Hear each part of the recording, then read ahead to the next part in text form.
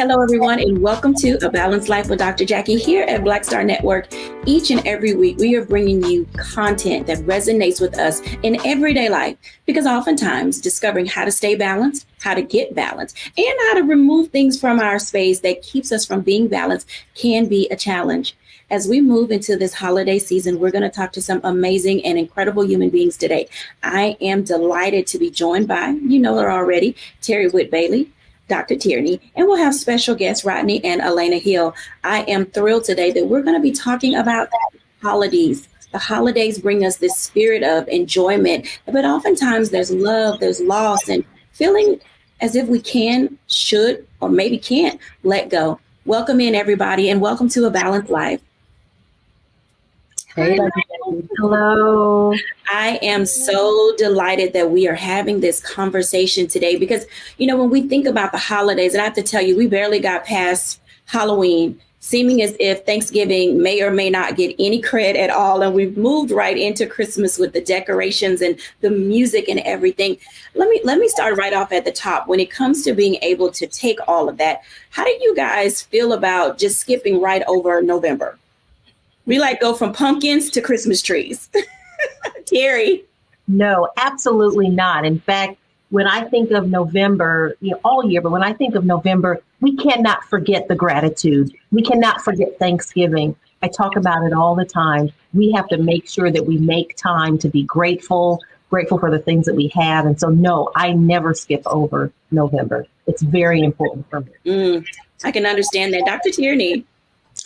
I wholeheartedly agree. I have a friend that's probably watching right now that's like, no, Christmas tree. But I get it. I get that Christmas is a very special time for a number of people, and just the love that's in the air and everything that's around Christmas. But I completely agree with Dr. Bailey that we have to make sure that we're taking that pause to say thank you. You know, it's not just about the turkey. It's not just about stuffing ourselves with food. It's about taking that minute out of the 12 months of the year. This is the holiday where we are reminded to stop, to say thank you, and to be grateful for all that we already have and all that God has already done in our lives. Absolutely. Now, we're going to be joined today by Rodney and Elena Hill, but Elena is here now. You're going to learn more about her and her story and the incredible life that she's living. But Elena, talk to me about that. Did you do the whole decorate the yard and the pumpkins? Did you have little treaters come by? And then what are your thoughts and feelings related to how we just skip from one holiday and just totally miss another? I really think it's important that we learn how to be present in the moment while we're looking to what's coming up, being present in the moment. And while, yes, we weren't really big on trick-or-treaters or anything, November is a time for us to kind of prepare our hearts and minds, as the other guest said, certainly reflecting on what we're thankful for, but really preparing ourselves for what is ahead and enjoying what we have now, and especially if a heavy heart is what's ahead. Absolutely. November is a time for gratitude, a time for Thanksgiving. And oftentimes, as we think about how we're balancing society and all of the things that are happening in our space, it's difficult to find things to be thankful for. Dr. Tierney, in your work as a level up coach, how are you helping people establish that baseline and boundary for gratitude? Now, we're 11 months into the year, and there are times when seemingly it's like people feel like the weight of the world is literally on their shoulders and they can't seem to escape the weight of it all. How are you helping them identify ways to move forward? Mm-hmm. Absolutely. So this is one of the most, kind of difficult times of the year for a lot of people for a number of different reasons. So the first thing that I always do is help people, as Elena, is to just be present in the moment. Sometimes we'll start looking too far ahead and we'll start to feel anxious, or stressed out because we don't know what's coming. Or we'll get stuck in looking behind us at what it used to be or what happened or, how things were. So helping my clients to stay in the present, in the right now. What can you do right now in this moment, on this day, in this hour, sometime minute by minute, to help you move the needle forward, even if it's just a baby step, which leads me to the second thing. Sometimes we try to do all the things all at the same time. Sometimes we try to take these massive, huge leaps forward, and we put a lot of pressure on ourselves to be at a certain point by a certain time, and so we may be sitting here at the 11th month of the year going, oh, by now I wanted to have been at this place or have completed this or accomplished that, so making sure that we're taking our life in increments, eating the elephant one small bite at a time. So those two things can kind of help my clients to really stay in balance and not get, too far up or too far down during this time of year. Let's talk about that for a moment. I want to unpack that a little bit because I'm the type of person, October, November, December is when I'm trying to wind down in order to gear up for the new year. So I don't wait till January to start my year. But then I have people in my space who are literally the individuals trying to get everything done before the end of the year. How do you help us shift that balance between the work we have to do and the work that other people want us to do so that we can keep some level of sanity or have levity in our day as we move toward needing things that other people are not seemingly understanding we need? Absolutely. So this is where we have to have a conversation about boundaries. Okay. Now, often when I say boundaries, people think of barriers. People think that it's about them and what they want or how I need to keep them out or keep them out of my space. That's really a barrier. A boundary is when we're thinking about us, when we're thinking about what do I need? What do I need in order to reach my goals? What do I need to feel my best? And so when we're looking at here at the end of the year and trying to make sure we don't fall on either end of those spectrums, this is where we have to talk about those boundaries and look at, okay, what do I need for my family, for my, personal, mental, emotional health? What do I need to do for my business, for my career? What is it that I need in this moment? At this point, in my life, and then start to craft what you do around that. Sometimes it may be that it includes the things that others want you to do. Sometimes you might have to say no. I know that's a hard thing, but sometimes you might have to just say, no, I'm not doing that. And no is a full sentence. That's a full stop. No explanation, no descriptors needed or required, So this is where we have to make sure in staying in balance, we have to make sure that we have set our boundaries and we are effectively communicating and enforcing those boundaries so that we can stay in the flow. So that might mean that this is, for me as a life coach, this is peak season for me. This is when things gear up for me. For other people, this is the time where they start to pull back, reflect, get ready for, the new year.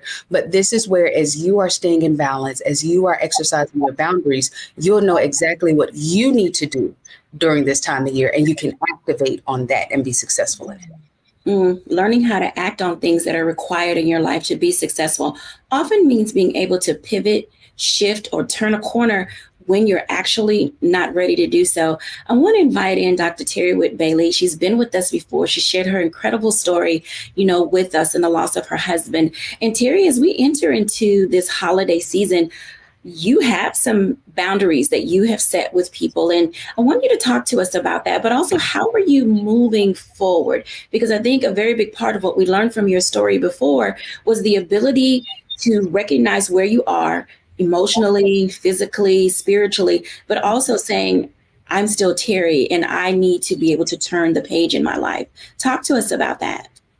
Well, again, thank you for the opportunity to share. And I feel like I owe a coaching fee to Dr. Tierney right now, the words that you just shared.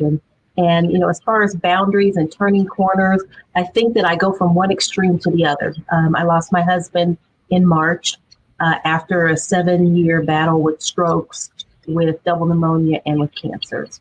And, as I'm looking toward the holidays, I really wasn't thinking a lot about the holidays. But I had, I feel like I have what I'm calling a disease, SPS, which stands for spinning plate syndrome. I feel like I'm spinning plates everywhere because I enjoy doing things. But I think what I'm doing right now in terms of this syndrome is I'm spinning so many plates to stay so busy so I don't have to think about it. I'm doing and I'm doing, and I'm not doing for me, but I'm doing and I'm doing. And I'm realizing that some of those plates are starting to wobble. If you've ever seen those plates, how they start to wobble, and they're going to start falling and crashing. And so I've got to figure out where those boundaries are for me as a person that's still going through what I'm supposed to be in mourning. I don't even know what mourning is supposed to look like for me because I went back to work. I'm doing things normally, whatever that means. I do go home to an empty house now and trying to figure out how to do those things. When I go home, I try to go home as late as possible. So I do things, I volunteer, connected with my sorority, connected with church, all kinds of stuff that have kept me busy. But is that right? I think of the holidays right now as holidays. What can I do? And is that right? Probably not. Is it helping me to cope? Probably so. Is it right? I don't know. And so being able to hear how other people are dealing with life, whatever situation they're going through, helps me to evaluate myself and how I'm dealing with getting ready for Thanksgiving, Christmas holiday, Kwanzaa, all the holidays, and then the New Year that's coming up. My husband's birthday is on New Year's Day. And so I think that's probably going to be the hardest time for me. Thanksgiving was a very important holiday for his family. So I don't even know what I'm doing for Thanksgiving yet. And that's just a couple of weeks away. But trying to figure it out, trying to figure out how many plates need to spin, maybe none. I probably have 8 or 10 spinning right now. So Dr. Tierney, I'm listening to you, I'm hearing you, and I need to figure out how to settle and how to know that it's okay to not be okay. I really do appreciate you sharing your heart and being vulnerable, because for a lot of our viewers, they're in that space where they're like, I don't know what to do. And, this is where we say it's okay to not be okay. Oftentimes we don't recognize that we can't be like other people, that we don't always have to smile and put on a face because we've been doing that for so long. But this will allow each of us to figure out how to emerge the way we need to emerge in our own time, in our own season, and at our own pace within the space and grace that we're giving ourselves. One of the things that you mentioned in readying for the holidays is, trying to figure out what to do. Can you give us a few tips, Dr. Whit-Bailey, about some of the things that you are considering doing in order to give you a sense of moving forward? Yes, when I pray to God for peace, He gave that to me. And I've been living in peace through these last several months. When I get to the Christmas holiday, I enjoy the decorating because it adds another layer of peace to our home. And so I am going to decorate. It may not be as full blown as it used to be, but I know that there's a sense of peace with the lights and the colors and just the things that we did, as for many, many years. In fact, one of our wedding gifts was a Christmas tree 30 years ago. I guess it would be 31 years ago now. And so for 31 years, I put up the same tree. And so I probably will put up the same tree, maybe not the other trees, but that one tree I probably will still put up. Now, how easy will that be? Probably not very easy, but I'm going to do it because I think I need to do that. And I think it will be part of a healing process for me and for our family. Thank you for sharing. Okay, so I'm going to take a break and I'm going to grab some tissue because it's time to take a break. And Terry, I have to tell you, I appreciate you so much for being able to be here as we go through these holidays and we go through these seasons, because it is this level of transparency and vulnerability that allows people to see that we are all still human. Yeah, we're doing this show. Yeah, we've got work. Yeah, we have family, we have friends, but individually, we have our own story, our own journey, and our own testimony. Thank you, Dr. Terry. When we come back after the break, we're going to meet a family who has been through several layers of loss. And, I know y'all go ahead and at me. I'm perfectly okay with that. But when we come back after the break, we're going to talk about how do you manage life dealing with loss as you go through the holidays. We'll be back after the break.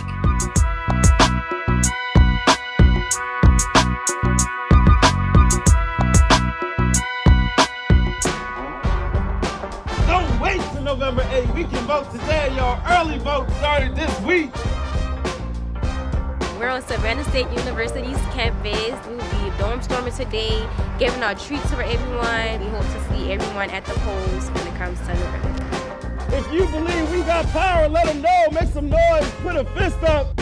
I need to see a fist in the air because we got power. Come on, you put it up. Come get your shirt. We're out here in the streets of Savannah, Georgia, change. Do not forget to go vote. I got you. If we vote the right people in, we can make a change. We can get these resources in our community. I am a woman, and it is important that we have the say-so of what we want to do with our bodies. We're concentrating on entrepreneurism, providing young people with resources and training that they need in order to change their trajectories. We want Black down. Democracy is on the ballot. Voting rights is on the ballot. Voting suppression is on the ballot. I am most passionate about those three combined because they all impact each other. Savannah is my home. I care about my community, and I care about representation in my community.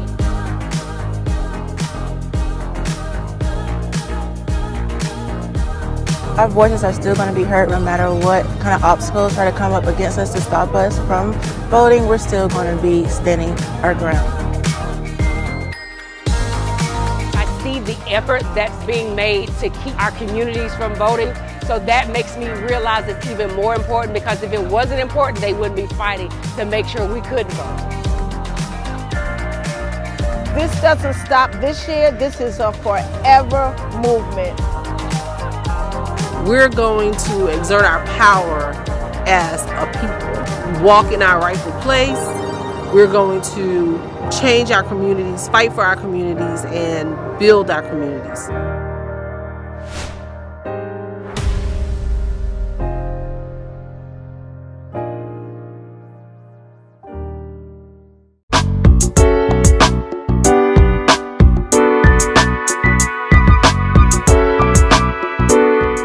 Welcome back, everyone, to A Balanced Life. And as you can tell, learning to live through the things that life throws at us often isn't easy. It can be challenging to rediscover our balance, reposition ourselves in order to be able to move forward. I am delighted today to talk to this young lady, and her name is Elena Hill. Welcome in, Elena. Hi, Jackie. Thanks for having me. I'm excited that you are here. Talk to us about who you are. You work in the area of leadership change, and oftentimes change does begin with the individual. So can you share with us your story and just move us through your journey? Happily. So just, in summary, I'm an engineer turned IT project manager. Always stayed on the people side of change. I've really been passionate about how people respond to, adapt, and encourage change within themselves, within their organizations.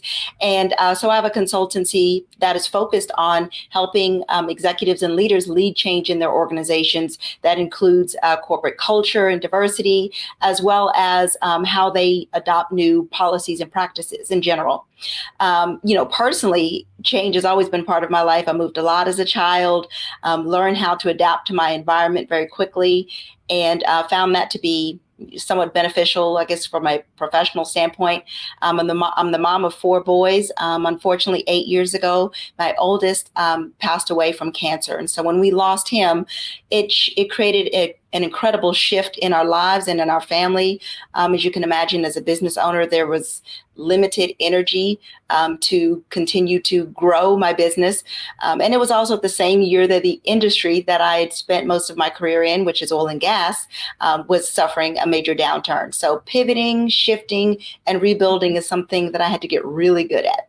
Learning how to shift and pivot, isn't always one of the things that people think about as having in their balanced living toolkit.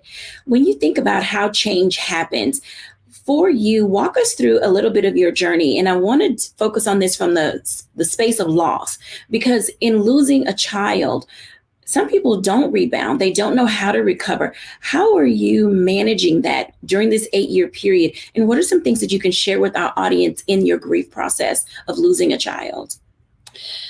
Well, one is I really focus on purpose. I'm a very purpose-driven individual. I give all honor and glory to God, my personal Savior, Jesus Christ. But it's just really important that in being purposeful in life and really having that focus of something that is bigger than ourselves, of why we're here, why we do what we do, and unfortunately, why some things happen. I embrace the purpose that comes from the pain in my life.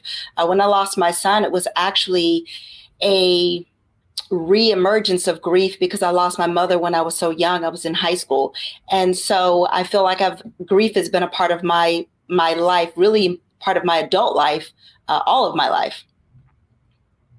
So that component of levels of loss and helping other individuals, because you write about grief and how to rediscover yourself and your purpose, and you teach individuals those things. What are some tips that you can provide for our viewers on how to set the pace for walking through your journey of grief?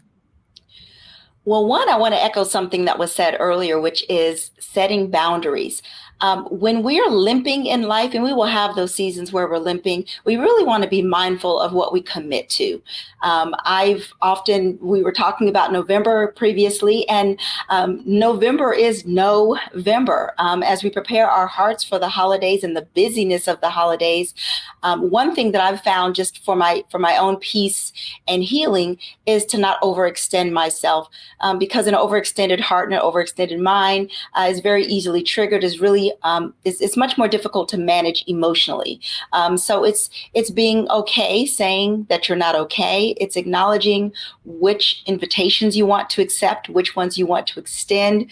And then when it comes to how we balance that with our professional lives, is ensuring that we have honest conversations with the leaders around us, which is why I'm so committed to helping leaders lead people who are going through numerous seasons and change in their own lives. It really takes the support of your superiors to be able to get through some of those difficult times.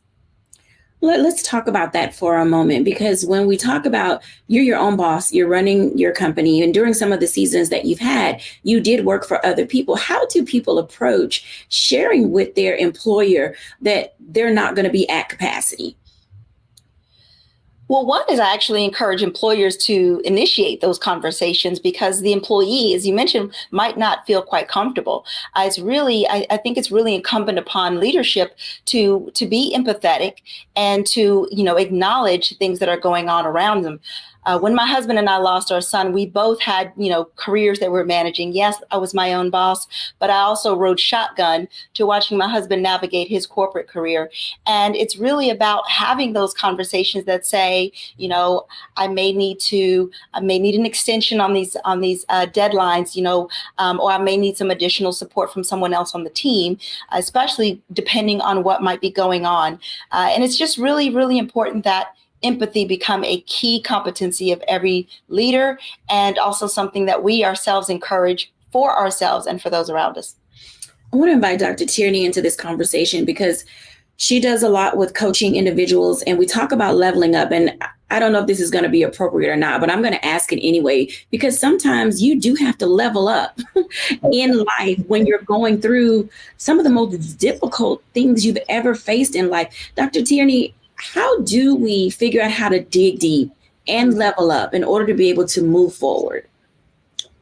Yeah. We're gonna go there. Okay, so you're gonna make me get real transparent. So I'd like to hear it. Here it goes.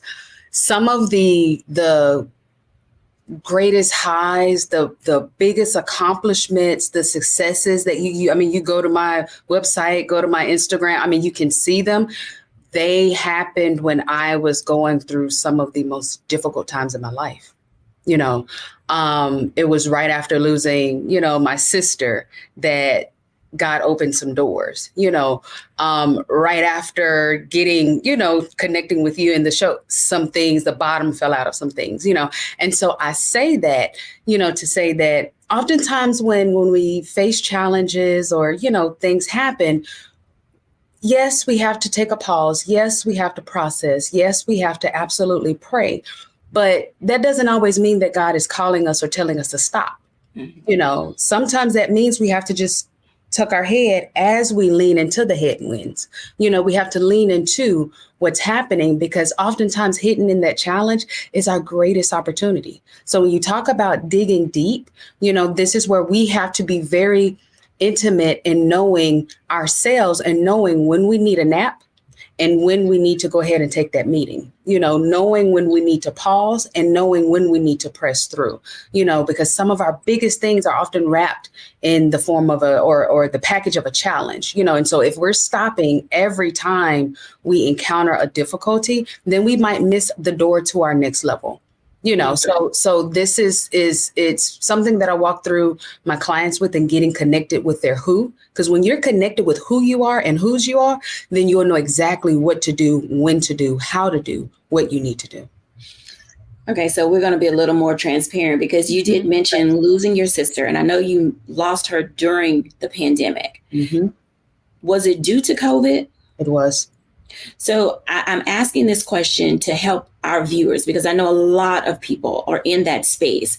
Yeah. How do you grow past some levels of bitterness related to the passing of your sister? Mm-hmm. And I can ask you this question because it's one of those spaces that I think you thrive in, to help others say, this is how I looked at it. This is how I viewed it. Can you walk us through that in the time that we have left in this blog?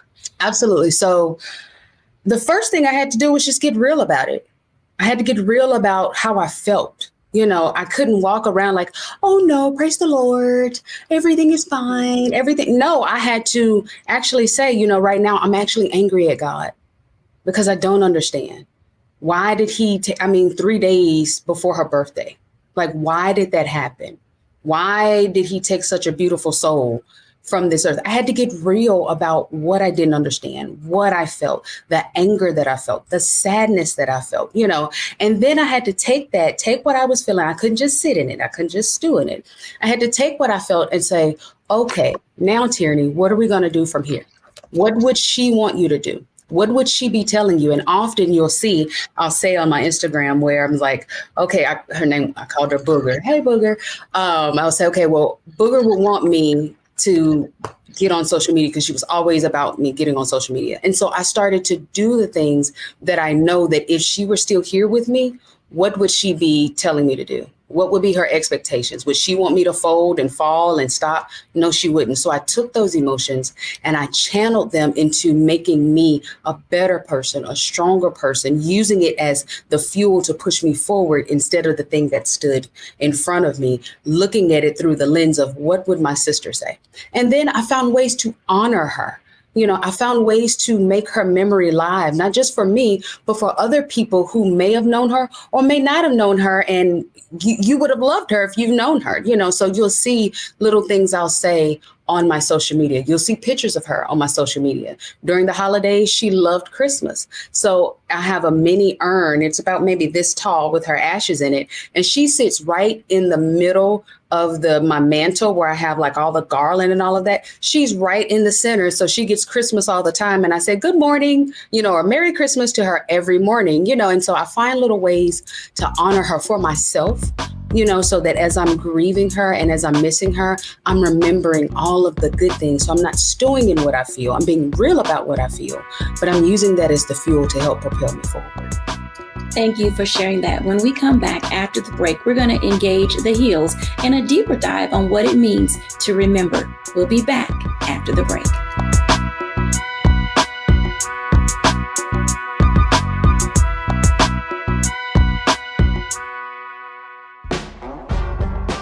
Don't wait till November 8th. We can vote today. Your early vote started this week. We're on Savannah State University's campus. We will be dorm storming today, giving out treats for everyone. We hope to see everyone at the polls when it comes to November. If you believe we got power, let them know. Make some noise. Put a fist up. I need to see a fist in the air because we got power. Come on, you put it up. Come get your shirt.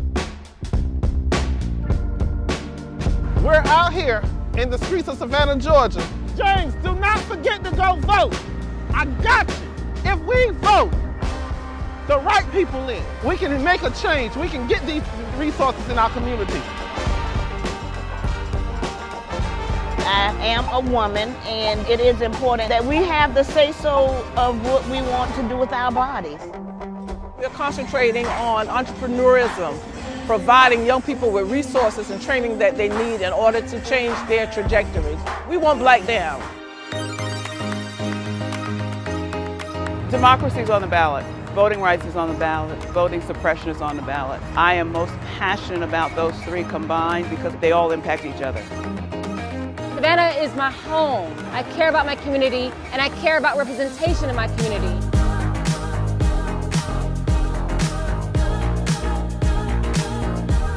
Our voices are still going to be heard no matter what kind of obstacles try to come up against us to stop us from voting. We're still going to be standing our ground.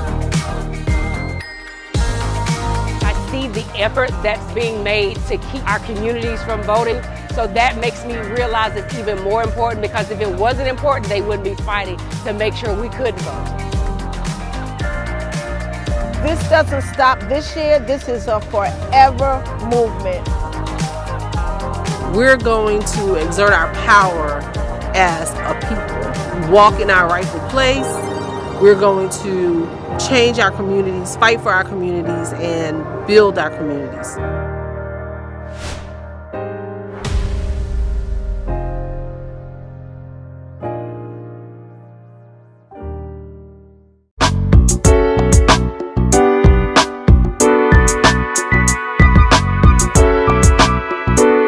Hey everybody, and welcome back to A Balanced Life. As you can tell, learning to live through the holidays when we're in a state of grief oftentimes does throw us off being able to be balanced. And as you've heard, being able to remember our loved ones is a very important part of being able to move our lives forward. We're joined now by the Hills, and I'm excited for both of them to share their story with us about how they remember and honor their son. Hey, Hill family. Hey, Dr. Jacquie. Thank you both for joining us. And Rodney, thank you for, taking this time to come in. I will tell you that men who watch our show are like, do you have any male voices? Where is our presence? And it's like, I invite you, but you don't want to share with me. And I am excited that you are here, because we're entering to this space where oftentimes it's couples together who grow through as well as go through grief. Can you talk to us, Rodney, about the growth as a husband and a father that you've experienced through the loss of your oldest son? Sure. I mean, I think that's, it's a little bit difficult to answer because I'm still growing. But I think one of the things that allowed me to grow in my grief was understanding I don't have to be all. That was a huge step for me, right? Because as men, we tend to take on everything as our responsibility, and we have to be strong for everybody. And so what I learned is to be a lot more vulnerable and being able to be more transparent and sharing in the things that I was going through. When I saw Malcolm first pass, my first thing was I've got to be strong for my family. So I pushed my grief to the side, to be quite honest with you. But we were going through some counseling, and we had a couple of classes that helped us talk through that. And what I really learned is I didn't have to do that. I don't have to always be the strongest person in the room. And that I can rely on other people to allow me to share my grief. So once I was able to do that, it was a game changer for me, right? I was able to talk about it. I was able to be transparent about it. I was able to share with my wife about it, because, even keeping those things inside can cause issues between couples, right? Where you're not talking to each other and sharing what you're actually feeling. My wife doesn't know everything that's going on in my head, and neither do I in hers.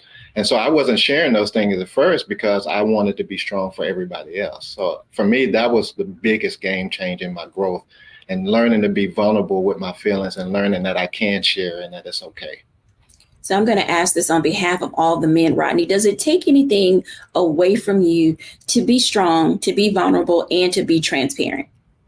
Nothing at all, to be quite honest with you. No, I think that's, I've tried to make sure that my sons understand that as well, too. Our other three boys, that they understand that they can be vulnerable and that they can talk with us and they can talk and share their feelings. Holding it in only causes more pain, to be quite honest with you, right? And so it wasn't that the pain was going away just because I wasn't sharing it. It was just festering inside of me over and over again. And whether I realized it or not, those things were manifesting themselves to the people around me, even if I didn't think they were, right? My actions, my words, my, things that I was doing on a daily basis, those type of things were manifesting to everybody else. And so the thing that we've talked about is that just because you don't talk about it doesn't mean it's not there. And so I've learned that I need to open it up, open that bottle, release out those feelings, and then let them know that, okay, I'm feeling vulnerable in this way, and this is what I'm feeling today. And it's okay. I don't get any pushback. I don't get any jeers or anything like from anybody else. In fact, the men I've talked to, when I've told them I've been able to do that, it's been like a light bulb has come on for them as well, too, that they don't have to hold that pressure. We hold a lot anyway. I mean, a lot of stress anyway. That's one thing that we don't have to do alone if we can. So. You make a very valid point, because in communities, we always say that the husband, the man in the house, is priest, protector, and provider. And oftentimes when you go through things of this nature, it literally makes you feel like if there's a chink in your armor. When you think about those things as a wife, supporting your husband as he goes through grief, how do you support and undergird that in order to keep balance in the home? Well, one thing is, as we describe the roles of the husband, priest, provider, and protector, I really look at him providing emotional protection for myself and my sons, modeling for them what healthy grief looks like and how we express our emotions has been just such a blessing to just how that's been demonstrated, and how it creates this sense of safety for our entire family, that my heart is safe with him. That's one of the things I even said when we were first married. And then through our grief process, it's knowing that my hurting heart has been safe with him. And that's been very important for myself and for my sons. And I was going to ask you about your sons. They've lost a brother, an older brother. And so how are they managing, and how do they seek you out when they need to talk? I'll start. They, at this point, put it this way, it's been a bumpy ride. It's been a journey. Like I said, we're sitting here 8 years behind us. The first few years were just incredibly challenging, as everyone, and myself included, as we were all figuring out how we could express ourselves without while worrying about someone else's feelings. So everyone's natural inclination was to hold things in at first. While interestingly enough, at the same time, we immediately jumped into honoring Malcolm and having a race, and we say Malcolm's name often, we talk about him, but I think we found ourselves, I know as a mom, I would always watch my boys with one eye open, just to make sure they were okay. And I think that giving them space has been what's been most helpful. I think the first couple of years was figuring out what that space needed to look like. Yeah. And I would just add quickly to that is that they didn't know what their new normal was going to be, right? So they didn't know how to react, what to react to. And to be quite frank, as I was saying before, I didn't know either. So I was holding. So I wasn't modeling exactly what they needed either. Once I realized that, and started sharing my feelings with them and having them talk about it a little bit more, then they started opening up a bit more. They saw, I think Elena was mentioning, emotional safety, that it's okay. Because if I'm not talking about it, as young men, they were saying, well, if dad's not talking about it, why should I talk about it, right? Why do I have to talk about my feelings? And so I learned that I needed to model that for them as well, too, because the same things that were festering and manifesting in me were doing the same thing to them as well, too. So we were all trying to figure out kind of our new normal and how do we move on from here, our new spaces, our new feelings, our new emotions, etc. I think that that's very rich, because you do bring in that space of teaching another generation of young men not only how to master their emotions and harness their emotions, but to be vulnerable and transparent with those emotions. In this season of November, and of course, we're airing this show and it's Thanksgiving week in just a few days. How are you remembering Malcolm with a seat at the table? What is your family tradition now? Well, one, not so much. So it's interesting. So for us, Thanksgiving, and this is when we talk about the layers of loss, our family has suffered some really deep losses this year. So every time you suffer a loss, we lost a really close uncle who was like a surrogate father to us in January to COVID, and then his beloved wife, who was like a surrogate mom and surrogate grandmother to them, just this July. So we're already going into the holiday season with an additional tenderness on top of what we already had. And so it's just always about saying their names, remembering what they did. I mean, just even wearing things that they wore. We say Malcolm's name so often, everyone calls all of our other boys Malcolm because they hear that name so often. And our youngest, who looks just like him, unfortunately, gets called Malcolm all the time. But in a way, he appreciates the resemblance. He appreciates the mentioning of his beloved brother's name. And so we just do that consistently. We put up the stockings for all of them, and we take some time to reminisce, and then we don't sit in it, but we revel in the amazing memories that our family of 6 was able to create. Yeah, and one of the things that we did, Elena's absolutely right. I mean, we still put his stocking up every year, so the boys, they know, that's when they come to our house, they're going to see all 4 stockings up. We were talking about the seat at the table, and one of the things that was very cathartic for us as well too was that we're a Marvel geek family. Malcolm, so much so, particularly himself and I, right? And so after he passed, there was a new movie come out because we used to go to the movies all the time together. And so one of the things that we did, we literally had a seat at the table. We bought an extra ticket for him when we went to the first time as a family without him to see a Marvel movie. And it was emotional, and it was, but it really helped our boys to say, he's still here with us, right? Mm-hmm. And so we don't do that all the time, but every so often, we will kind of have a seat at the table and maybe, buy a seat just so nobody can sit in it if we're all together. Or even when we were eating dinner the other night, we had a seat open for him. We were celebrating one of our son's birthdays. So we do those type of things as well, too. But I think the most important one is just to make sure that we keep mentioning his name so that he's not forgotten. If I can add something just really quickly, when we first lost Malcolm, one of the first conversations that we had, I don't remember who started it, but was, what are we going to say when people ask us how many sons we have? I mean, we've 4 boys. It's, the Hills have 4 boys. And we both just looked at each other and says, 4 boys. I mean, we still have 4 boys. And I've changed the order in which I start the conversation because I don't want to lead with that. But we always mention, Malcolm, and he's our son that's waiting for us on the other side of heaven. Yeah. I think that this conversation, as you mentioned, Rodney, is cathartic in the sense that it allows other people to say, I don't always have to grapple with grief. I think I hear that phrase together so often, grappling, I'm struggling, I'm wrestling. And I know this isn't easy, but the two of you have an ease about you when you talk about it. And so our audience, I'm going to ask you both this question. At what point did you know, and I know you're not fully healed, but there's a point where you get to talking about grief and loss without just breaking down all over the place every time. When did that kick in for you guys? I'll put it this way, not fast enough for me according to my timeline. And that's something that I really had to pray about. Is I tried to create this self-imposed deadline that says, by this day, I'll be okay. I won't fall apart. And the reality is, and I'll answer honestly, Dr. Jacquie, today's a good day.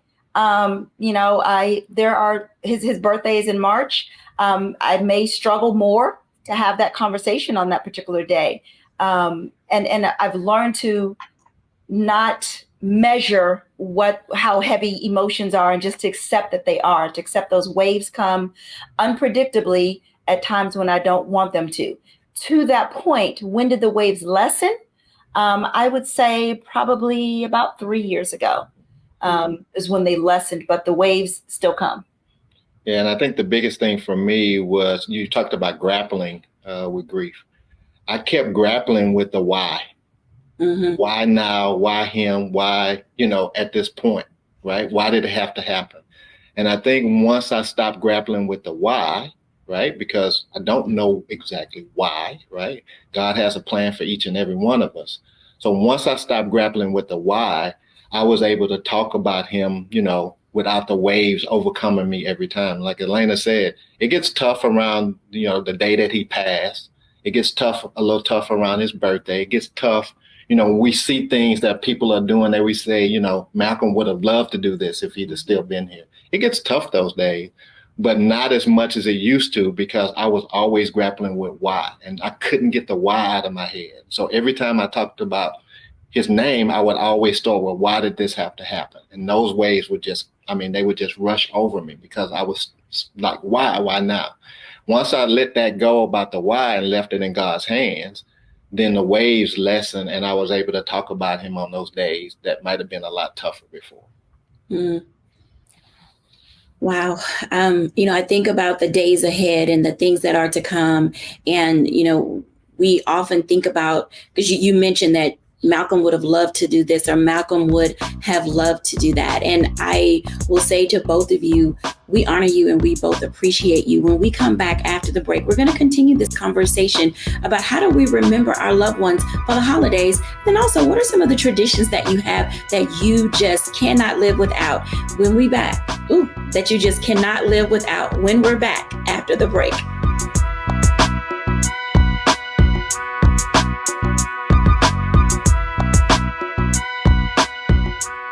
When you talk about blackness and what happens in Black culture, we're about covering these things that matter to us, speaking to our issues and concerns. This is a genuine people-powered movement. There's a lot of stuff that we're not getting. You get it, and you spread the word. We wish to plead our own cause. Too long have others spoken for us. We cannot tell our own story if we can't pay for it. This is about covering us. Invest in Black-owned media. Your dollars matter. We don't have to keep asking them to cover our stuff. So please support us in what we do, folks. We want to hit 2,000 people, $50 this month, raise $100,000. We're behind 100,000, so we want to hit that. Y'all money makes this possible. Checks and money orders go to P.O. Box 57196, Washington, D.C. 20037-0196. The Cash App is $RM Unfiltered. PayPal is R Martin Unfiltered.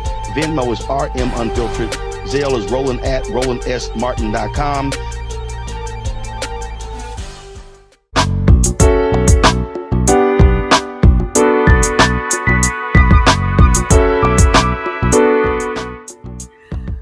Welcome back, everyone, to A Balanced Life. And I know that these segments have been heavy, but honestly, healing begins with remembering.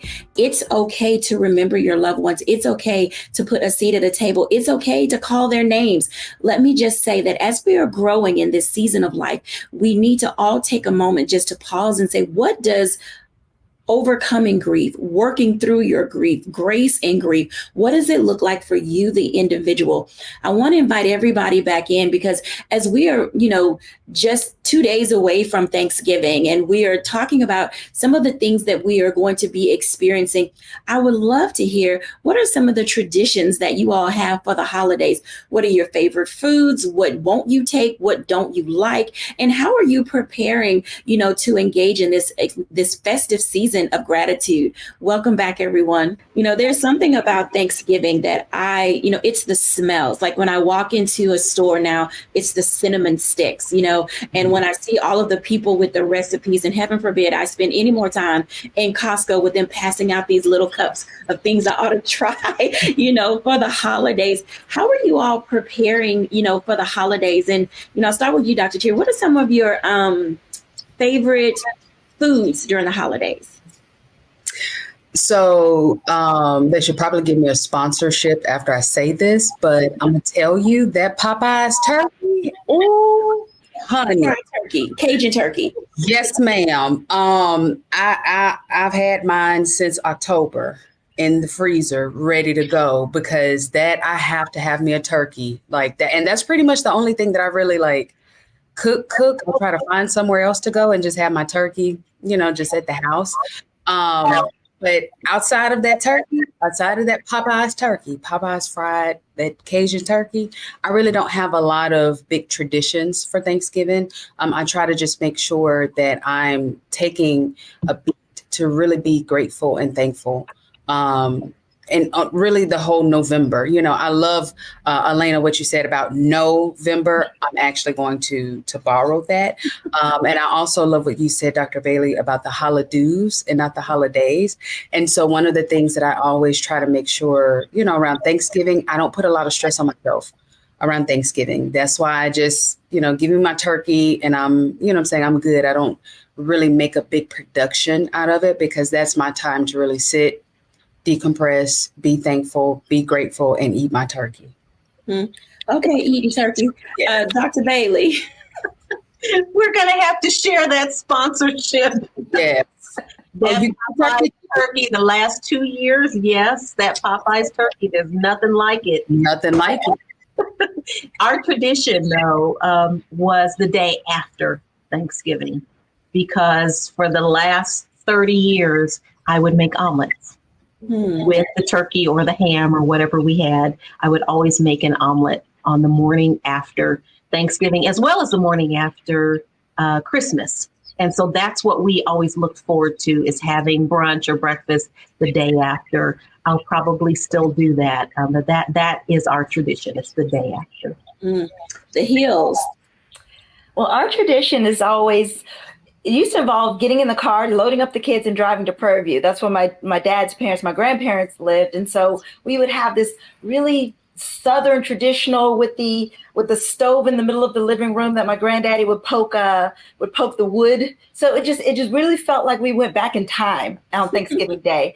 And so they've gone on to be with the Lord, but their oldest daughter has maintained the tradition, at least from a bringing everyone together and cooking standpoint. And it's just really a time to be with family, laugh at the TV, what's going on with whatever game, football, and to eat and then go for a walk. We have always, there's a tradition, we'll eat way too much and then we'll go for a walk. Because we were talking earlier, we don't get the change of leaves in Houston, but hopefully that's kind of one of those cool days and we get to say, it's kind of cool in Houston. Let's go for a walk.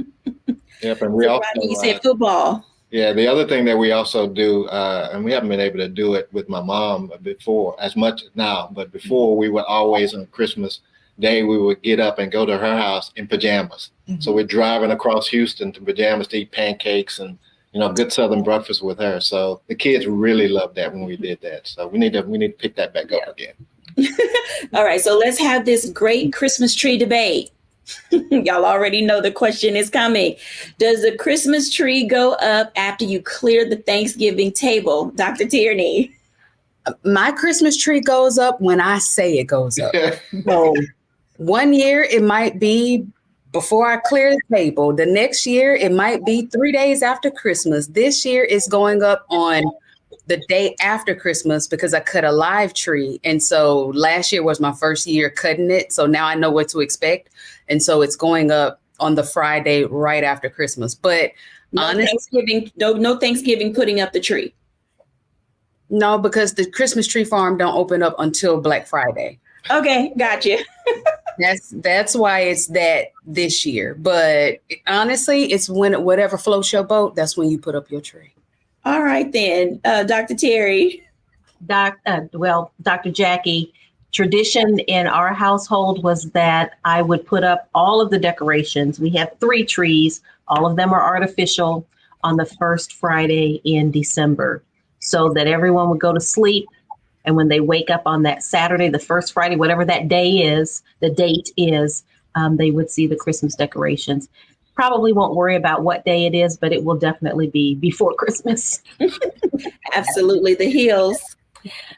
We never had a day. It was always flow from the times our kids were little. It was what does our vacation schedule look like, work schedule? When do we feel like doing this? Is it the year we need to replace this tree? Because we would often use a artificial tree, right? At some point you have to replace it. So when the stores open. So it's not something that we set because it's not something we want to stress about. So when we feel it, when the kids are ready, when we're ready, that's when we put it up. Absolutely. So we talk about when we put up the tree. We talk about some of our traditions. Okay. Another thing that always happens at Thanksgiving is it sweet potato pie or is it pumpkin pie? Sweet potato. Sweet potato. Sweet potato. Sweet potato. No. Did you say so? The unanimous decision that it's going to be sweet potato pie. Wait, Dr. Bailey said apple. I said apple. Again, it's tradition. That's what my husband wanted. I would make a homemade apple pie every year. And I probably still will. Wow. There's so many things. So another one that always comes up around the holidays, especially Thanksgiving. So are we doing cranberries, or are we doing cranberries in a can, as in the canned jelly? We keep it easy. Just take it right out the can. Ocean spray. Ocean spray. It shouldn't just say cranberry. It should at least be ocean spray. Yeah. I want the whole berries. Oh, of course you do. I don't want it at the can. I want the whole berry. Oh my goodness. The whole berry. So, I mean, it's that whole thing when we go to people's houses and we're visiting, we're sort of like, who's bringing what? So tell me something you guys don't want to see on a Thanksgiving table when it comes to a food dish. Dr. Terry Bailey. I don't want to see green beans out of a can. Oh. They have to be, if you're going to put green beans on the table, they need to be snapped and fresh. Don't bring them out of a can. All right. The heels.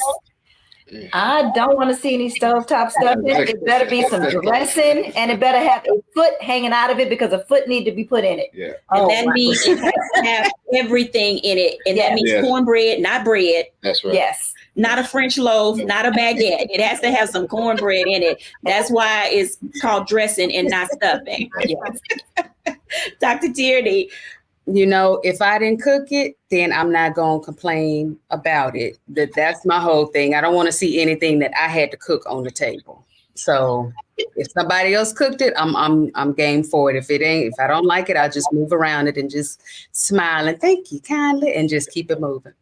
All right. So last one related to things that we engage in on Thanksgiving. How do we feel about people bringing their plastic containers to take dishes home with them?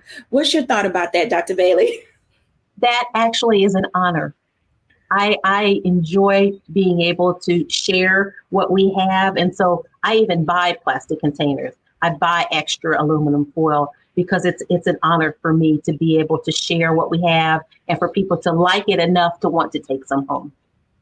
Absolutely. The heels.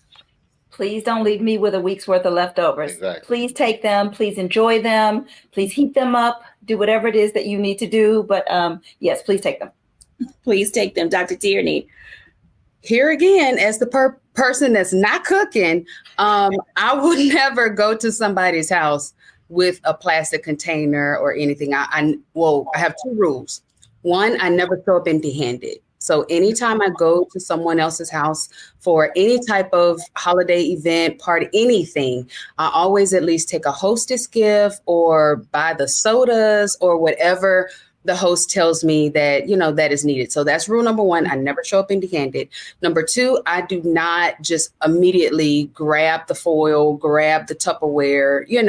I wait until someone says, hey, if you guys want anything, then you can take something, and then I may take a little, bites here and there. But I never show up with my Tupperware and I never show up empty-handed.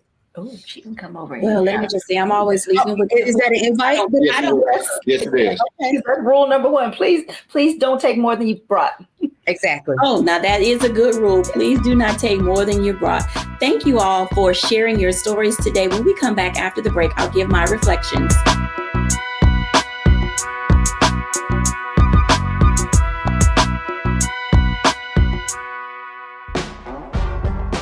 Don't wait till November 8th. We can vote today, y'all. Early vote started this week. We're on Savannah State University's campus. We will be dorm storming today, giving out treats for everyone. We hope to see everyone at the polls when it comes to November. If you believe we got power, let them know. Make some noise. Put a fist up. I need to see a fist in the air because we got power. Come on, you put it up. Come get your shirt.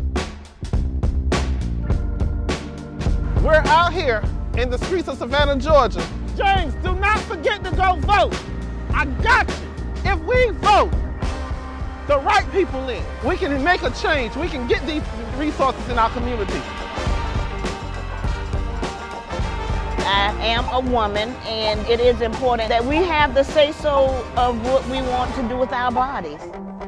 We're concentrating on entrepreneurism, providing young people with resources and training that they need in order to change their trajectories. We won't black down. Democracy is on the ballot. Voting rights is on the ballot. Voting suppression is on the ballot. I am most passionate about those three combined because they all impact each other.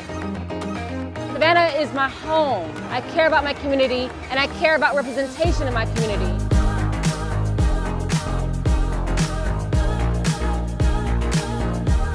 Our voices are still going to be heard no matter what kind of obstacles try to come up against us to stop us from voting. We're still going to be standing our ground. effort that's being made to keep our communities from voting. So that makes me realize it's even more important, because if it wasn't important, they wouldn't be fighting to make sure we could vote. This doesn't stop this year. This is a forever movement. We're going to exert our power as a people, walk in our rightful place. We're going to change our communities, fight for our communities, and build our communities.